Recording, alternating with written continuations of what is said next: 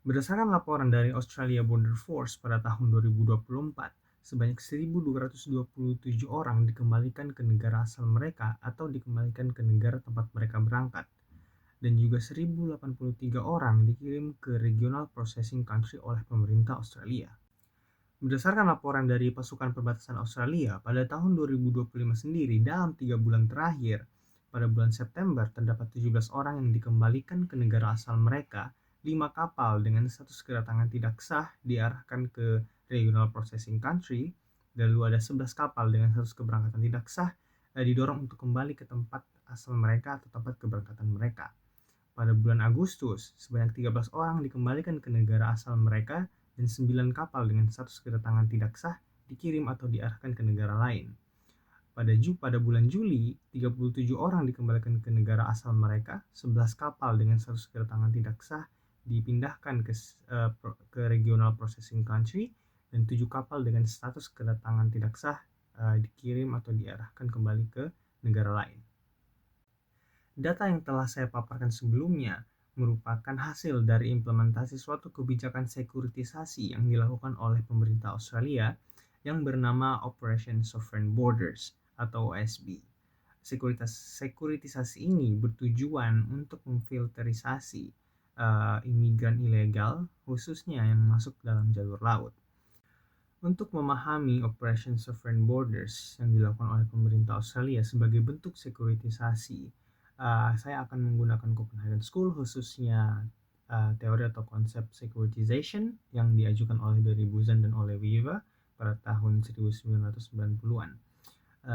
Teori securitization ini memberikan kerangka bagaimana proses sekuritisasi itu sendiri, dimulai dari security actor atau pemerintah yang akan memberikan data, speech act, dan juga statement bahwa suatu hal ini merupakan sebuah ancaman, lalu akan diberitahu atau akan ditangkap oleh publik akan menerima ataupun tidak, dan jika menerima maka sekuritisasi bisa dilakukan.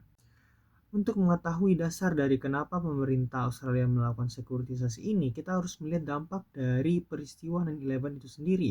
Peristiwa 9/11 membuat persepsi baru terhadap atau kepada seluruh negara di seluruh dunia, di mana mereka membuat imigrasi sebagai suatu ancaman baru, di mana negara-negara harus menaikkan mekanisme imigrasi mereka, bukan hanya melihat validasi dari visa saja, namun menilai apakah pendatang tersebut akan membawa terorisme ataupun ancaman, dan juga melihat catatan kriminal mereka.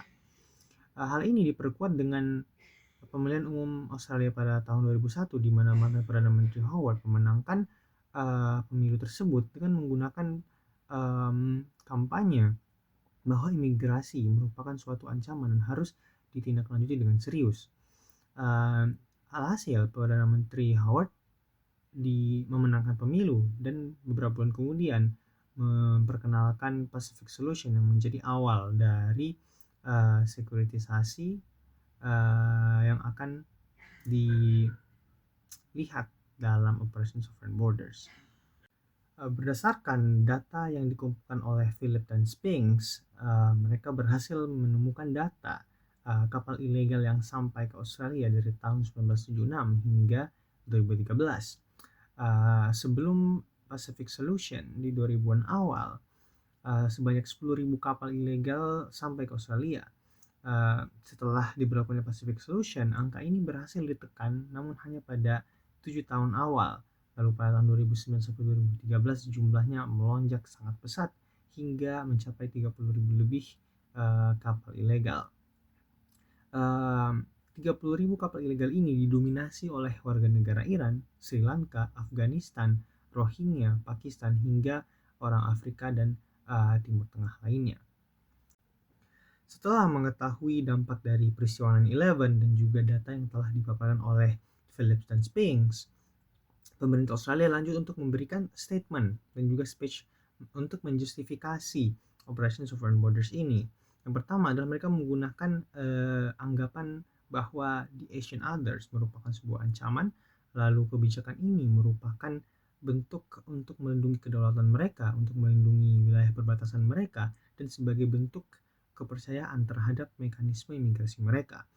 Uh, Respon dari publik juga pun mendapatkan sambutan yang cukup hangat, gitu, di mana publik itu melihat imigran ilegal ini sebagai ancaman, melihat imigran ilegal ini sebagai orang-orang yang memutus antrian imigrasi, lalu juga sebagai penyumbang pengangguran di Australia.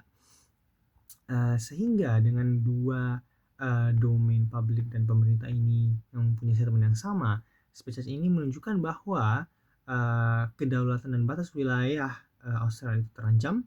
Kedua, ancaman tersebut merupakan atau berasal dari kapal imigran yang ilegal. Dan ketiga adalah OSB atau Operation Sovereign Borders merupakan cara yang paling efektif untuk melawan ancaman tersebut. Pada kesimpulannya, kebijakan sekuritisasi yang dilakukan oleh pemerintah Australia ini melalui Operation Sovereign Borders berdasar pada peristiwa 9/11 yang membuat mereka melihat imigrasi sebagai sebuah ancaman, lalu dijustifikasi dalam data yang diberikan oleh Philip Spink yang memperlihatkan bahwa 30.000 pendatang ilegal ke Australia berasal dari negara-negara yang mereka lihat sebagai teroris. Lalu speech act yang dilakukan oleh pemerintah sejalan dengan apa yang publik rasakan, yaitu menentang adanya imigran secara ilegal ini karena memberikan sebuah dampak negatif, sehingga proses ini membuat sekuritisasi tersebut dapat dilakukan dan terimplementasikan hingga sekarang.